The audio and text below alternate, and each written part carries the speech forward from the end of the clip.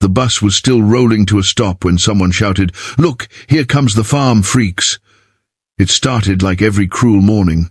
The moment the doors opened, shoes hit gravel dust, and the smell of hay carried from the fields outside town.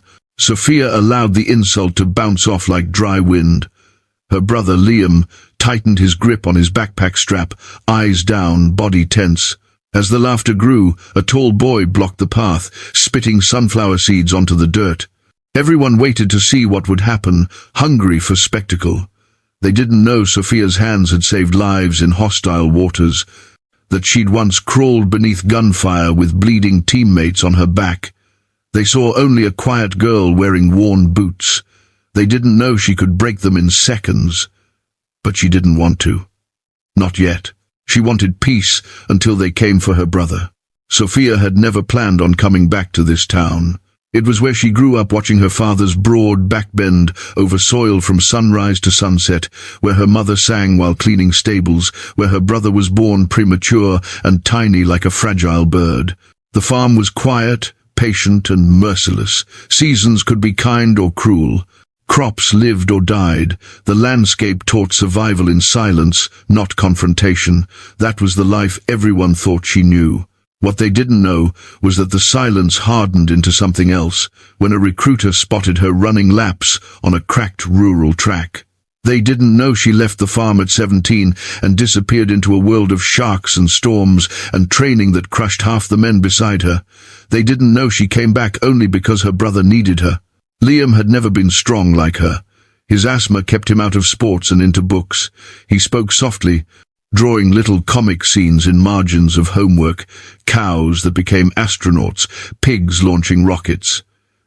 He didn't understand cruelty, and because of that, it hurt him deeply each time someone insulted him. Their mother begged Sophia to enroll in the local community college and take him to school every morning. "He listens to you," she had said. "He feels safe when you're near."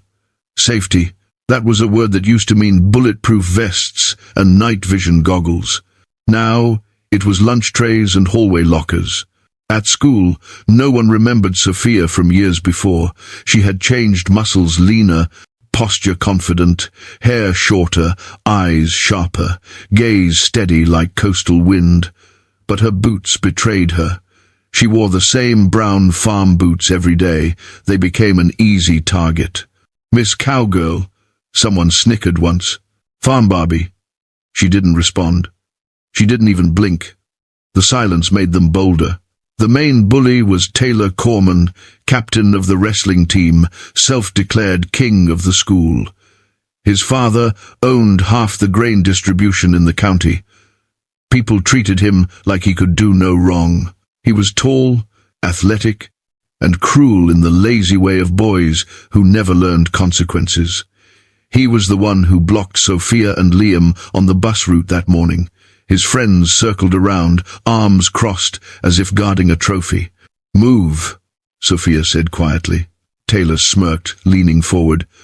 "You don't talk much, farm girl. I like girls who bark before they bite." Sophia studied him for a moment, his breathing rhythm, his stance, the weight distribution between his feet. She could take him down with one strike to the solar plexus, a rotation of the wrist, a simple fall to the dust. But she inhaled, long and measured, like she used to do underwater. "I'm not interested," she said, and stepped around him. The laughter followed them into school. Liam's shoulders curled inward as he walked. Sophia placed a hand on his back, slow and firm. "You're all right," she whispered. "Keep walking." Classes blurred into each other. The school smelled like cafeteria oil and disinfectant. Dusty sunlight came through faded blinds. Liam was in the back row of every class, invisible to teachers, a moving target for kids who needed validation. They tossed pencils at him, pulled his hoodie strings, scribbled on his notebooks. He never said anything. He just tucked his drawings away and tried to disappear. When lunchtime came, they sat alone at a corner table. Sophia always watched the room. She noticed the patterns: who acted first, who followed, who always waited for an audience. You could predict bullies the same way you tracked enemy movement in sandy alleys or humid jungles. They were loud only when they thought they wouldn't be punished. Taylor swaggered into the cafeteria with his crew. They spotted Liam chewing slowly on a peanut butter sandwich, Sophia calmly peeling an orange. Laughter swelled again. Taylor slammed both hands on the table. "Tell me, farm girl," he sneered. "Do you milk the cows, or do they milk you?" It was the first time she felt old pain crack through her chest. Not anger pain. Men overseas had tried to hurt her teammates. She had fought wolves in human bodies. But this boy, he was hurting her brother. That was different. Liam didn't lift his eyes. His breathing became shaky. Sophia forced herself to remain still. "Walk away," she said. Taylor leaned forward, eyes bright with arrogance. "Make me." Her fists curled slowly. The cafeteria chatter paused, sensing the current shift.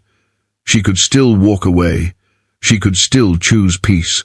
She squeezed the orange peel between her fingers, the citrus scent, sharp, grounding. Liam's hand trembled on the table. She swallowed rage like seawater and said nothing. That was when Taylor lunged and snatched Liam's inhaler from his hoodie pocket. The entire cafeteria gasped. Sophia stood up, every instinct exploding awake. Her pulse slowed, her senses sharpened. The world narrowed to a single target. "Give it back," she warned. Taylor raised the inhaler and shook it like a toy. "Oh, does baby brother need his farm gas?" Liam's breathing quickened.